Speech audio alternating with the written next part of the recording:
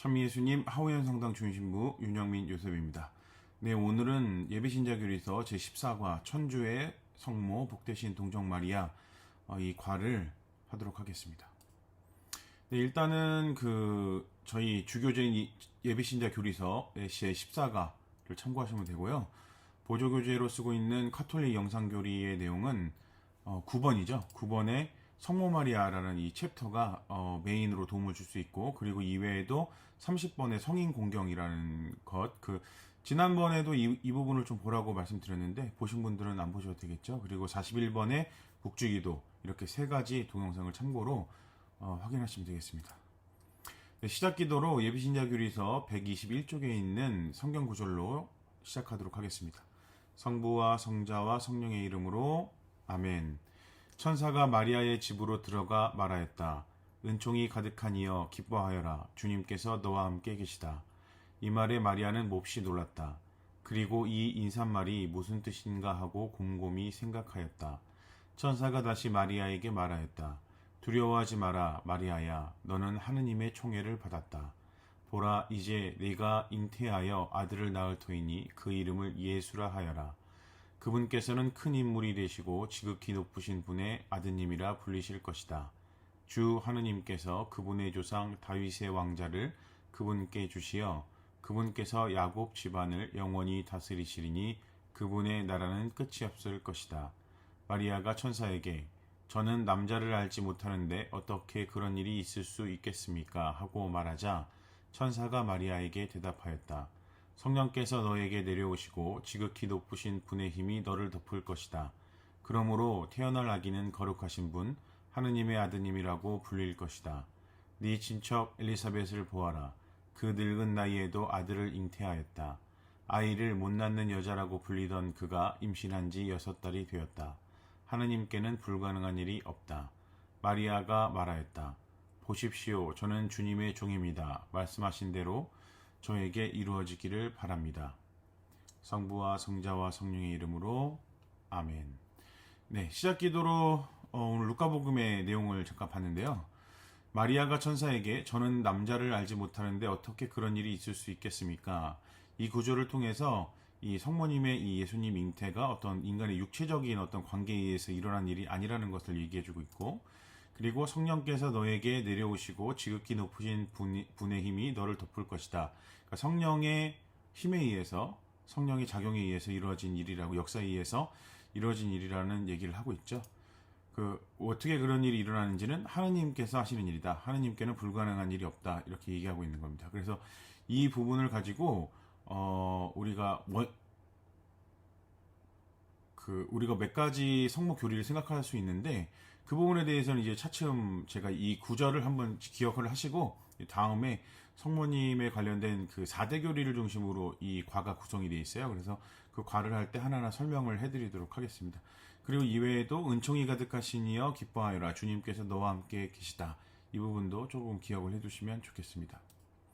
네, 그래서 첫 번째로는 천주의 성모이신 마리아 이 부분인데, 이 교리를 천주의 모친이라고 부르죠. 그래갖고 성모님과 관련된 4가지 교리가 있어요. 그래갖고 이 4가지 교리가 지금 하나씩 예비신자 교리서에 나오고 있는 겁니다.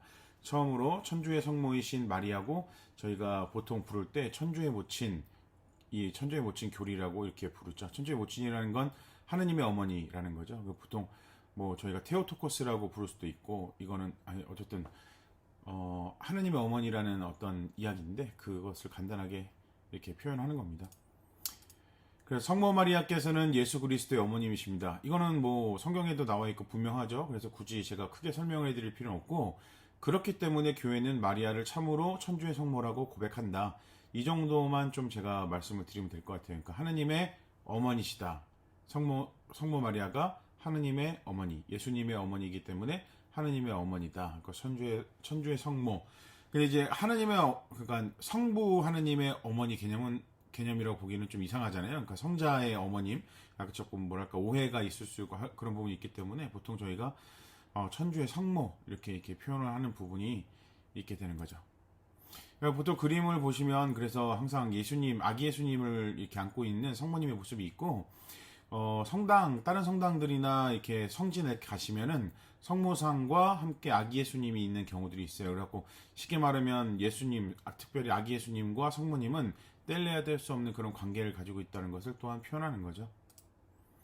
그렇게 제가 이제 지난 교리에 교회를 설명할 때 그 예수님을 머리로 해서 모두가 우리 모두는 하나의 가지를 이루고 있고, 그리고 연옥교회와 천상교회 이런 얘기들도 다 말씀드렸잖아요. 그리고 예수 그리스도와 결합된 우리 모든 신자의 어머니시다, 이렇게 성모님을 이렇게 표현을 합니다. 그리고 이 다음에는 이제 사도들과 관련한 이야기, 그리고 성경에 근거한 이야기가 다시 또 등장하게 되는데요. 여인이시여 이 사람이 어머니의 아들입니다.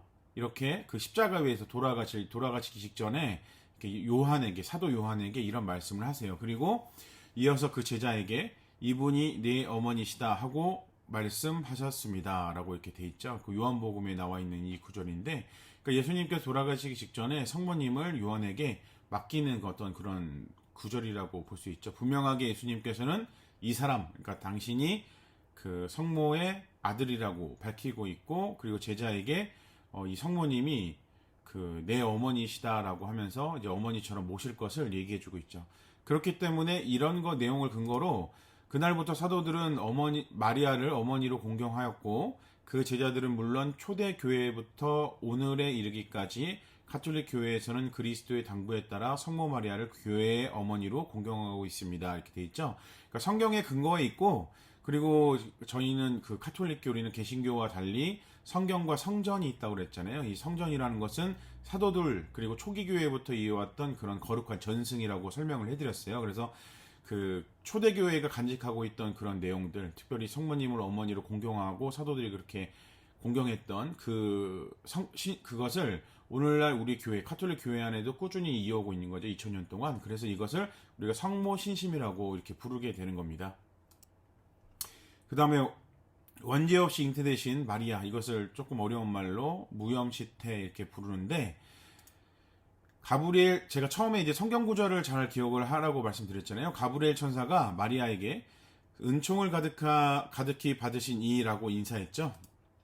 이 은총을 가득히 받았다는 얘기는 인류의 구원자 예수 그리스도께서 세우실 공로를 미리 입으시어 원죄에 조금도 물들지 않게 보호되었다고 믿습니다. 이렇게 설명을 하고 있는데, 그러니까는 이미 은총을 가득히 받으셨어요. 그러니까 여기에서 사실 원죄에 대한 교리를 조금 설명을 해드려야 돼요. 그러니까 원죄는 일단 그림을 다시 보시면은 무염시태에 관련된 어떤 그림이라고 볼 수도 있고, 보통 이제 무염시태, 그러니까는 원죄 없이 잉태되신 분이라고 해서 이제 천사들에 둘러싸여 있고, 그리고 특별히 이제 성모님을 상징하는 색이 이제 푸른색이거든요. 그래서 이제 푸른색을 두른 성모님이 이렇게 승천하시는 듯한 모습, 이런 모습들을 많이 작가들이 이제 그림으로 그립니다. 그래서 이런 걸 참고로 잠깐 말씀을 드렸고, 이제 성모 승천 그림이거나 무염시대 그림이거나 둘 중에 보통 하나로 이런 그림들이 많이 성화로 이게 볼 수가 있습니다. 여기서 제가 다시 한번 이 원죄에 대한 말씀을 좀 설명을 드려야 되는데, 이 태초에 아담과 하와가 이제 선악과, 그러니까 하느님께서 먹지 말라고 했던 그 금기를 깨게 되잖아요. 그래서 그 선악과를 따먹어서 이제 그때는 이제 하느님과 일치해 있고 영원히 죽지 않는 그런 상태, 하느님과 일치된 상태에 있었는데, 이제 우리 지상 어떤 이런 죽음이 있고 이런 고통을 받고, 그리고 스스로 일구어서 먹을 것을 찾아야 되고, 이런 어떤 지금 오늘날 우리가 인간이 지금 처해 있는 이 상태에 있게 된 거라고 그런 청세기에서는 기록을 하고 있는데, 그 아담과 하와가 하느님과 일치된 상태에서 금기를 건드려서, 그러니까 하느님의 명을 어기고 그 죄를 지은 것을 바로 우리가 원죄라고 이렇게 부르는데, 그래서 오늘날에 우리도 그 원죄를 가지고 태어난다고 이렇게 가톨릭 교리는 이야기하고 있어요. 근데 여기서 이해해야 될 거는, 이 원죄라는 것이 어떤 일종의 DNA나 어떤 유전적으로 우리가 받아오는 그런 개념이 아니에요. 그러니까 나는 태어나기에 무슨 죄가 있어. 근데 태어난 아기도 원죄가 있어. 이렇게 우리는 가톨릭 교리를 얘기하는 거거든요. 그러니까 이 죄의 개념이라는 것을 좀 이해할 필요가 있는데, 우리는 어떤 도둑질을 하거나 이랬을 때 이걸 죄라고 이제 표현을 하잖아요. 근데 사실 가톨릭에서 말하는, 그러니까 성경에서 말하는 이 죄의 개념은 하느님과 떨어져 있는 상태를 의미해요. 그러니까는 우리가 도둑질이나 이런 어떤 그런 것을 할 때도 하느님과 어떤 분리되어 있는 어떤 그런 마음들, 그러니까 사랑이 없는 마음, 뭐 인내가 없는 마음, 정의가 없는 마음, 이런 마음의 상태에서 죄를 짓게 되잖아요. 그러니까 하나님과 떨어지게 하는 모든 행위들을 우리가 죄라고 표현하는데, 그 죄의 개념을 기억하시고, 이 원죄라는 것은 그래서 태초에 아담과 하와가 그런 죄를 범함으로 인해서 우리는 더 이상 하나님과 일치할 수 없는, 하나님을 우리 더 이상 마주보고 대화를 하고 이런 상태가 아니잖아요. 그리고 영원한 생명의 상태도 아니고, 그리고 뭐랄까 아무것도 일을 하지 않아도 이렇게 막 먹을 것을 이렇게 먹을 수 있고, 이제 그런 평화로운 그런 상태가 더 이상 아니잖아요. 하나님의 질서 안에 있는. 그래서 그런 상태를 원죄라고 이해하시면 됩니다. 그래서 죄의 개념과 이 원죄의 개념이 우리가 생각하는 그런 죄의, 그 세상에 생각하는 그 죄의 개념과는 조금 다른 각도로 다가가야지 이해할 수 있다는 걸 좀 말씀드리고, 그래서 그 원죄가 없이 잉태되신 마리아라는 거예요. 그러니까 원죄가 만약에 있는 상태면 은총을 가득히 받은 이라고 우리가 말할 수는 없죠. 근데 물론 죄 같은 것을 좀 벗어나서 성인들과의 모습을 보면 은총을 가득히 받은 이라고 말할 수도 있지만, 어쨌든 이 은총을 받으신 이라고 가브리엘 천사가 얘기를 했고, 또 예수님을 잉태를 하셨고, 그런 것을 근거로 해서 이제 우리는 기본적으로 이 성모님은 원죄 없는 원죄에서 보호된 상태에서 이렇게 태어나셨고, 그래서 이미 예비된 거죠. 예비됐다고 보는 거죠. 그래서 예수님을 잉태하셨고, 이런 얘기를 하는 겁니다. 그 다음으로는 이제는 성모승천 교리인데, 하늘에 올림을 받으신 마리아, 그러니까 그 예수님도 승천하셨잖아요. 그것처럼 성모님도 승천하셨다는 얘기를 쉽게 말하면 하는 겁니다. 그래서 성모 마리아께서는 지상 생활을 끝내시고 하늘에 계신 아드님께 돌아가셨습니다. 몸과 영혼을 그대로 가지시고 하늘로 올림을 받으셨습니다. 여기서 좀 한 가지 제가 또 설명을 해드릴 거는, 우리가 이제 부활을 말하는데, 여기서 말하는 부활이란 몸과 영혼 모두의 부활이에요. 그러니까 영혼만 부활하는 것도 아니고 몸만 부활하는 것도 아닙니다. 그러니까 예수님의 부활도 마찬가지고, 이 성모님의 부활도 성모님의 승천도 마찬가지고, 이것은 쉽게 말하면 우리가 나중에 이제 부활하게 됐을 때 그런 모습들을 예비한다고, 미리 보여준다고 이렇게 이해할 수 있어요. 그래서 우리는 육신과 영혼의 부활을 믿고 있는 그 부활 교리를 가지고 있다는 것을 잠깐 설명을 해드리고, 방금 전에 제가 이전에 성모교리를 말씀드린 것처럼 죄에 물든 일이 없는 몸, 그러니까 원죄 없는 잉태였던 성모님이라고 우리는 믿고 있는 거잖아요. 초대교회부터. 그렇기 때문에 사실 이게 원죄 없으신 잉태라는 교리도 아까 이제 성경과 성전을 근거로 하는데, 그중에 성경적 근거는 사실은 뭐랄까요, 아까 말씀드린 그런 구절로 추측하는 그런 개념으로밖에 없어요. 사실 정확히 말씀드리면. 근데 그걸 근거로 해서 초대교회가 우리가 전승으로 거룩한 전승으로 받아들여왔던, 성전으로 받아들여왔던 그런 부분이기 때문에 우리가 믿을 교리로 이제 받아들이게 되는 겁니다. 그래서 죄에 물든 일이 없는 몸, 원죄 없는 잉태이셨기 때문에 당신 아드님, 그러니까 예수님처럼 그분의 몸, 성모님의 몸도 무덤에 계시면서 죄가 세상에 가져온 죽음의 지배를 받으실 필요가 없었다. 왜냐하면 죄가 없으면 죽음도 없는 거예요. 그러니까 아담과 하와가 죄를 짓지 않았을 때 그 죽음의 지배를 받지 않는 그런 상태, 영원한 생명의 상태에 있었잖아요. 그러니까 죽음의 지배를 받으실 필요가 없었기 때문에 성모님께서는 승천했다고 이렇게 표현을 하는 거죠. 이게 성모승천 교리고, 그 다음으로 평생 동정이신 마리아께서 예수님을 잉태하신 것은 성령의 힘으로 이루어진 것입니다. 이거 저희가 시작기도할 때 봤던 구절이죠. 루카복음이었죠. 교회는 마리아께서 동정의 몸으로 예수 그리스도를 잉태하셨고 무염치태죠. 나아가 평생 동정이셨다는 것을 믿고 고백합니다. 이 앞부분은 이 성경 구절이고, 나아가 평생 동정이셨다는 건 성경에 직접적으로 나와 있진 않아요. 근데 이것도 마찬가지로 전승에서 나오는 어떤 그런 내용이고, 성경에서 예수님의 형제자매에 대해서 가끔 언급하고 있다는 점을 들어서 마리아의 평생 동정 사실을 반박하는 사람들이 있습니다. 이거 뭐냐면은, 이 복음에 보게 되면은 예수님한테 이제 밖에 어머니와 형제들이 와 있다고 이렇게 말하는 구절이 있거든요. 그래서 어머니와 당신의 형제들, 그러니까 형제들이 있었기 때문에 예수님에게는 그 친형제가 있었고, 그리고 성모님은 다른 형제, 그 요셉과 사이에서 다른 형제들을 낳았다. 인간인 형제들이죠. 인간 형제들을 낳았다. 이렇게 주장하는 사람이 있는데, 여기서 형제라는 말은 다른 자녀들을 가리키는 것이 아니라 구약 성경의 표현 방식대로 예수님의 가까운 친척을 일컫는 말입니다. 라고 말하고 있는 거죠. 그러니까 개신교 같은 경우에는 그 형제를 말 그대로 친형제로 바라봐요. 그래서 왜냐면은 그 성경에 나와 있는 그 내용 그대로만 사실은 개신교는 받아들이고 전승이나 이런 초기 교회의 어떤 전통이나 이런 것을 받아들이지 않기 때문에 발생하는 문제죠. 그래서 이 부분에 대한 얘기들은 그 거룩한 전승이나 이런 것에 대한 설명을 이미 해드렸기 때문에 더 언급하진 않고, 우리 쉽게 생각하면 우리가 그 사촌이나 고종사촌 아니면 이종사촌들이 있잖아요. 그때도 형이라고 부르거나 아니면은 뭐 그 동생이라고 이렇게 표현을 하잖아요. 그래서 밖에 성모님하고 형들이 왔습니다 라고 표현하면 우리나라의 어휘상으로도 이 사촌 동생이나 사촌 형제들이 왔어도 형제들이라고 이렇게 표현을 하거든요. 근데 이 어휘가 당시에 그 뭐랄까 이제 좀 이 유대민족을 잃었던 유대민족의 이런 언어 표현으로는 친척도 다 이렇게 형제라고 이렇게 불렀다는 거죠. 그래서 친척을 일컫는 말이라고 우리 카톨릭 교리는 그렇게 설명을 하고 있는 겁니다. 제가 가나의 혼인잔치만 보통은 다른 거는 다 예비신자 교리서 중심으로만 제가 간단하게 설명을 해드리고, 다만 좀 추가로 설명해드릴 부분이 있어서 제가 이 부분을 준비를 했는데요. 가나의 혼인잔치라고 요한복음 2장에 있습니다. 읽어보시면 사흘째 되는 날 갈릴레아 카나에서 혼인잔치가 있었는데 예수님의 어머니도 거기에 계셨다. 일단은 예수님께서 공생활, 그러니까 공적으로 드러나서 이제 뭐랄까 복음을 선포하고 기적을 일으키시고 이 직전의 일이에요. 이 전에 성모님과 같이 이제 혼인잔치가 있어서 성모님하고 예수님하고 그 자리에 가신 거죠.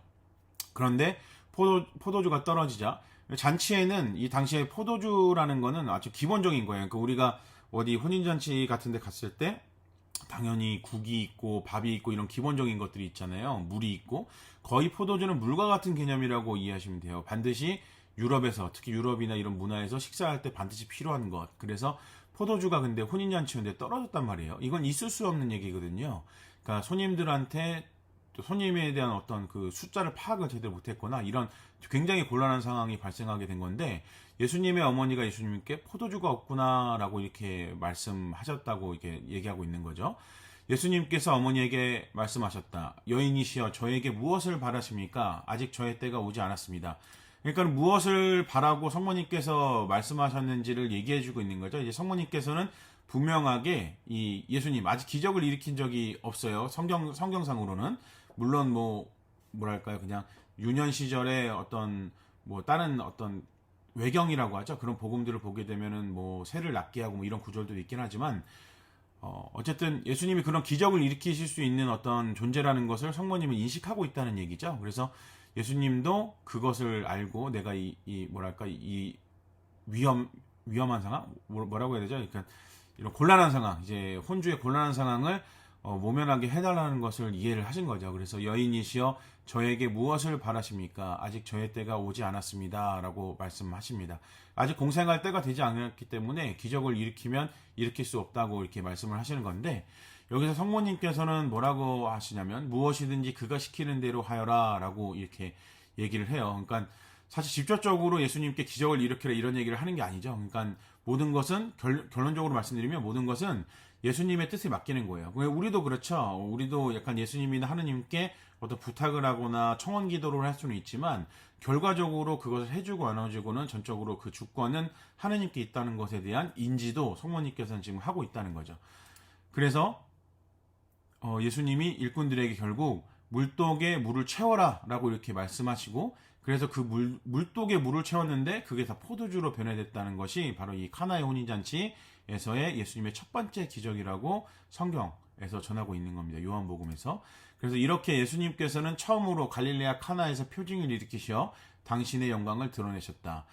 제가 왜 이 구절을 좀 가지고 와서 설명을 해드리냐면, 방금 전에 말씀드린 것처럼 개신교에서는 바로 전 챕터에서 말씀드린 것처럼 개신교에서는 성모님의 어떤 역할에 대해서 굉장히 부정적이에요. 근데 이 구절만 보더라도 이런 것을 제가 이제 예외적인 기적이라고 표현하고 싶은데, 하나님께서는 분명히 때가 되지 않았어요. 그리고 기적을 원래는 일으키실 생각이 없는데도 누구 때문에 기적을 일으키고 있습니까? 성모님 때문에 기적을 일으키고 있죠. 그래서 성모님의 어떤 요청, 부탁, 그리고 특별히 그 곤란에 처한 공경에 처한 사람들을 바라보는 그런 마음을 바탕으로 한 그런 부탁이 예수님을 움직이고 하느님을 움직여서 기적을 일으키게 한다는 거죠. 그래서 이런 구절 때문에 초기교회부터 우리 카톨릭 교회는 성모님께 청하는 그런 어떤 신심이 발달을 하게 되는 거예요. 그러니까는 예수님께 직접 기도를 하면 되지. 맞습니다. 그러나 성모님 성경에도 직접적으로 이렇게 만약에 우리가 하느님께 들어주면은 좀 안 되는 것 같은 그런 상황이나 그런 때에 있어도 성모님께서 이제 청하면 들어주시는 이런 사례와 이런 성경적인 근거 때문에 성모님께 청하는 이 성모 신심이 발달하게 됐다는 거, 거기에 대한 말씀을 드리죠. 왜냐면 이것 때문에 결국 직접 기도하는 것도 물론 당연히 그건 원래 기본적인 거지만 성모님을 통해서 하느님께 전구하는 어떤 우리 교회의 전통이 생겨나게 된 부분이 있다라는 것을 말씀드립니다. 그래서 마리아와 성인 공경의 차이를 우리가 분명하게 인지를 할 필요가 있는데, 우리는 성인들에게 우리를 위하여 빌어달라고 기도합니다. 방금 전에 제가 설명해드린 것처럼 성모님을 통해서 하느님께 청원을 하는 거지, 우리가 마리아에게 들어달라고 하는 개념은 아니에요. 그래서 성모에게 네가 기적을 일으켜라, 당신이 기적을 일으켜 주십시오, 이런 개념이 아니고 하느님께 이것을 이렇게 청해 주십시오, 전구해 주십시오, 이렇게 표현하는 거죠. 그래서 그렇다고 성인들을 하느님처럼 생각하고 기도를 드리는 것은 아니다. 이건 지난 시간 교회 그 통공에 대해서 말할 때도 제가 잠깐 설명을 해드린 부분이기 때문에 이 정도로만 설명을 드리고, 그래서 성모 마리아를 비롯하여 성인들에게 기도하는 것은 우리도 그분들처럼 굳은 신앙 속에서 하느님을 언제나 사랑하며 받들도록 도와주고 우리의 간절한 기도를 하느님께 전해줄 것을 청하려는 것입니다. 우리는 이것을 전구라고 합니다. 이렇게 표현하는 거죠. 이 전구, 통공 이런 거에 대해서는 지난번 교회를 할 때 제가 설명을 해드렸습니다. 왼쪽에 그림을 보게 되면 쉽게 말하면 이제 하나님의 나라를 어떤 작가가 이런 식으로 그림으로 표현한 건데, 가운데 이제 예수님이 계시고 그리고 위에 성모님도 계시고 모든 성인들, 사도들, 성인들 이렇게 모여 있는 어떤 모습을 보게 되게 되는데, 이 사실 이제 하나된 교회를 좀 표현한다고 볼 수 있어요. 아래에서는 이제 미사 집전하는 모습도 있고 연옥 어떤 그런 모습도 있고 이렇게 표현되어 있죠. 그 지상과 천상교회가 다 같이 하나되면 하나님을 중심으로 이렇게 있는데, 자, 그럼 하나님 지금 옆에 있는 사람들이 누구예요? 바로 성인들이죠. 그러면 우리는 직접적으로 얘기할 수 없는 상태예요, 하나님에게. 근데 성인들, 특별히 우리가 가지고 있는 그 중에서 하나님과 직접적으로 한 몸을 이루었던 게 바로 성모님이고, 그러니까 성모님과 성인들, 그러니까 하나님과 지금 같이 계신 분, 그분들께 기도를 청하는 거죠. 가장 이해하기 쉬운 표현으로는. 그러니까 그분들이 이제 예수님께, 하나님께 이들이 이렇게 힘든 일을 겪고 있으니 이들에게 좀 도움을 주십시오, 이렇게 얘기하는 거죠. 그러면 또 아까 말씀드린 예외적인 기적, 카나의 혼인잔치와 같은 기적이 일어날 수도 있는 거겠죠. 그래서 이런 부분 때문에 우리는 개신교와 달리 초기 교회부터 이어져 왔던 그런 성인들에 대한 공경, 성모님에 대한 공경이 있는 것이 카톨릭 교회다라고 말합니다. 사실 개신교회는 초기 교회를 이어온다고 표현하려면 이런 초기 교회 때부터 이어왔던 그런 신심들을 어느 정도는 간직을 해야 되는 게 사실 맞는 거죠. 근데 초기 교회에 이어왔던 사도들이 믿어왔던 그런 것들을 사실 많이 놓치게 되는 그런 부분이 사실은 개신교와 카톨릭의 좀 차이로 있습니다. 자, 우리의 마리아 공경은 물론 하느님께만 드리는 흠순과는 본질적으로 다릅니다. 그래서 우리가 마리아에게 드리는 기도를 가장 이제 개신교에서 공격을 할 때 이렇게 표현을 합니다. 마리아에 대한 공경은 하느님께만 드리는 흠숭과는 다르다. 공경과 흠숭은 다르다. 흠숭은 하나님에게만, 그러니까 신적인 존재에만 하는 게 흠숭이고, 우리 성인들에게 하는 공경, 우리가 보통 어른들을 공경해라 이 표현하잖아요. 어른들에게 하는 공경처럼 그런 공경의 개념이 되는 거죠. 성모 마리아에게서 태어나신 분이 하느님이시기 때문에 성모 마리아께서는 당연히 고귀한 품위를 지니시지만 역시 우리와 같은 피조물이십니다. 우리 카톨릭 교리는 정확하게 성모님도 우리와 같은 인간이었다, 그러니까 피조물이었다, 이렇게 표현을 하고 있습니다. 성모님을 어떤 신적인 존재로 생각하는 게 아니라 어쨌든 우리 성모님이 인간이었고 하나님께서 창조한 피조물이다, 이렇게 얘기하고 있다는 것을 분명히 말씀드립니다. 그리고 묵주기도가 있는데 신자들이 이제 카톨릭 신자들이 특히 뭐 여러분들도 그 영화나 드라마를 통해서 이제 묵주기도를 하는 거를 보실 거예요. 그래서 사실 이 묵주기도를 하고 성모상에 인사하고 이런 모습들 때문에 각 개신교에서도 그렇고 성모 마리아를 믿는 종교 이런 표현을 하게 되는데, 그래서 이 묵주기도에 대한 설명도 간단히 해드려야 될 것 같아요. 로사리오, 그러니까 이거는 라틴어로 이제 장미라는 말을 의미하게 되는 건데, 묵주의 어원은 장미, 로사가 장미예요. 장미라는 말에서 나왔고 장미꽃다발이라는 의미를 지니고 있습니다. 로사리오니까 장미꽃다발이라는 의미예요. 그럼 왜 장미꽃다발이냐? 교회는 오래전부터 성모 마리아께 기도, 그것을 우리 성모성, 여러분이 이제 성모성 지금쯤 외우셨죠? 이 성모성을 하면서 장미를 봉헌하는 관습이 있었고, 성모 마리아께 기도하는 것을 장미꽃을 봉헌하는 것으로 여겼습니다. 그래서 여러분이 혹시 묵주 같은 거 보셨는지 모르겠지만 이 묵주에 보면 알들이 있잖아요. 그걸 동그랗게 만들 수도 있는데 이 알 하나하나를 장미꽃 모양으로 이렇게 조각을 한 그런 묵주들도 많아요. 그래서 내가 성모성을 한 번을 외울 때마다 장미꽃을 하나씩 이제 봉헌하는 그런 개념으로 이 로사리아 기도, 이제 성모성을 봉헌하는 기도, 이렇게 이것이 초기 교회부터 전해져 내려왔고, 결국 이 묵주기도란 장미꽃다발 기도를 의미하는 것이고, 묵주알 하나는 장미꽃 한 송이인 셈입니다. 그래서 장미꽃 여러 송이를 봉헌하는 그런 의미로 이 묵주기도를 하는 거죠. 말씀드린 것처럼 여기에서 하는 청원은 저희를 위하여 빌어주소서라고 하면서 성모님께 하느님에 대한 이 전구를 청하는 그런 기도를 우리가 묵주기도로 바치게 되는 거죠.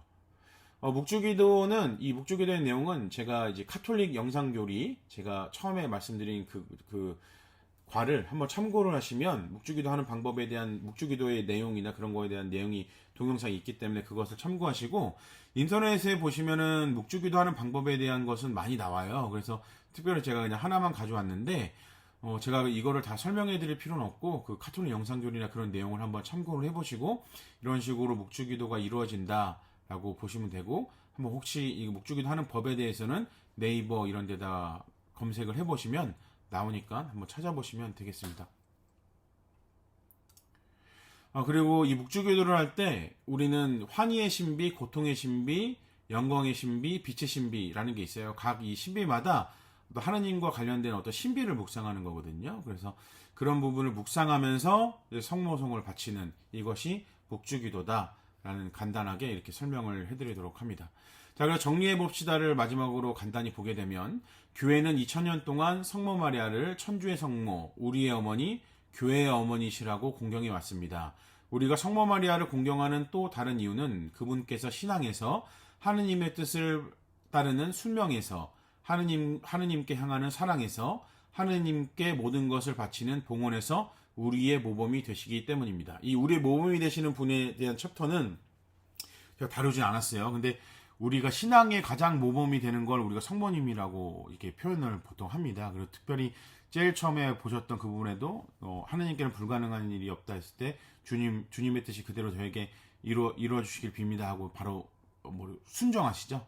순종하시는 그런 모습들. 그리고 대표적으로 구약에서는 아브라함, 그리고 신약에서는 성모님을 가장 신앙의 모범이라고 우리는 이렇게 표현을 하고 있죠. 그리고 성모 마리아께서 받으신 영광은 장차 우리도 받게 될 영광을 미리 보여주는 것으로, 제가 이제 성모 승천에 설명할 때 잠깐 말씀드렸죠. 이제 성모님이 승천하시고 부활하시고 이런 부분들이 바로 우리가 가게 될, 우리가 이 신앙을 통해서 얻게 될 그런 영광이다. 그분께서는 우리 희망의 표지이십니다. 라고 이렇게 성모님을 설명을 하고 있습니다. 정리해 봅시다를 말씀드리면서 제가 따로 챕터로 준비해서 설명해 드리진 않는데, 그 천주의 모친, 그러니까 하느님의 어머니라는 이런 교리들을 저희가 이제 가장 그것을 기본으로 해서 지금 성모 교리들을 설명을 하잖아요. 근데 사실 이 개신교가 처음에 이제 카톨릭에서 분리돼서 나갈 때 마르틴 루터, 장칼뱅, 찌빙글리 이런 그 대표적인 개신교 학자들이 있어요. 개신교 종교개혁자라고 이렇게 표현을 하죠. 그 사람들도 적어도 천주의 모친 이런 교리들은 다 받아들였어요. 천주의 모친, 이제 무염시태 이런 교리들, 평생동령이신 성모 마리아라든지 성모승천 교리는 이제 약간 조금 처음에 그 당시 이제 종교개혁이 일어나서 당시보다는 좀 후대에서 이제 믿을 교리로 선포되게 되는데, 이런 부분에 대한 사실 언급은 사실은 후대에 이루어지는 거기 때문에 그때 종교개혁자들이 정확하게 언급하기도 조금 어떤 뭐랄까 그 좀 언급할 필요가 없었던 그런 부분도 있었지만 어쨌든 종교개혁자들도 천주의 모친이라는 것을 적어도 다른 거는 몰라도 천주의 모친이라는 건 다 받아들였어요. 근데 왜 제가 이것을 말씀드리냐면 모든 종교개혁자들도 하느님의 어머니로서 성모님을 공경하는 것이 맞다고 이렇게 보는 의견을 냈는데 오늘날에 그 특별히 한국 개신교 같은 경우에는 성모님을 그렇게 공격하게 되면 이건 굉장히 조금 이상한 얘기가 되는 거죠. 이제 초기 교회 때 있었던 어떤 성모 신심도 무시하는 거고, 그러니까 초기 교회를 이용하는 교회라고도 스스로 이제 부인하는 셈이 되는 거고, 그 본인들의 이제 뿌리가 됐던 종교개혁자들의 어떤 의견이나 가르침도 무시하는 셈이 되는 거죠. 그래서 어떻게 보면은 그 최근에 어떤 뭐랄까요 이제 종교 그 신부님하고 목사님, 스님 이렇게 모여서 어떤 토크처럼 하는 어떤 예능 프로그램이 있었는데 거기서도 어떤 그 목사님이 출연했던 목사님이 그런 얘기를 하시더라고요. 그 사실 그런 얘기를 하는 사람들, 그러니까 주로 목사님이라 이런 분들이잖아요. 그런 분들은 성모님에 대한 공격적인 얘기를 하는 그런 분들은 사실 못 배웠기 때문에 그렇다고 이렇게 목사님이 표현을 하시더라고요. 그래서 그렇게 이해하시면 됩니다. 저는 그냥 제가 그렇게 얘기했다고 분명히 말씀드리지 않았고 어떤 목사님이 그렇게 표현을 하셨죠. 예, 교회사를 사실 제대로 공부하지 않았기 때문에 그런 문제가 발생을 하게 됩니다. 그래서 이 정도로만 제가 말씀드리고 오늘도 즐거운 하루 그리고 하느님 은총 안에 평화로운 한 주 이렇게 되시길 기도드립니다. 마지막으로 이제 공지사항으로 좀 말씀드리면 저희가 이제 3월 마지막 주부터 이제 3주간은 수녀님이 이제 대면 교리를 한다고 설명을 해드렸죠. 그거 잊지 마시고 오후 4시에 저희가 미사가 있잖아요. 4시 전에 3시에 모이셔서 한 50분 정도 수녀님과 대면 교리를 하고 그리고 잠깐 10분 정도 휴식 시간 이렇게 갖고 하신 다음에 화장실 가시고 뭐 이렇게 하신 다음에 그 4시 미사 봉헌하시면 될 것 같습니다. 그래서 다시 개별적으로 아마 연락을 다 드렸거나 연락을 개별적으로 드릴 거니까 그렇게 3번 정도, 2번 정도의 종합 교리와 한 번은 이제 세례 연습이 되겠죠. 그렇게 하겠다는 거 기억하시면 됩니다. 마침 기도로 영광송 바치겠습니다. 성부와 성자와 성령의 이름으로 아멘. 영광이 성부와 성자와 성령께 처음과 같이 이제와 항상 영원히 아멘.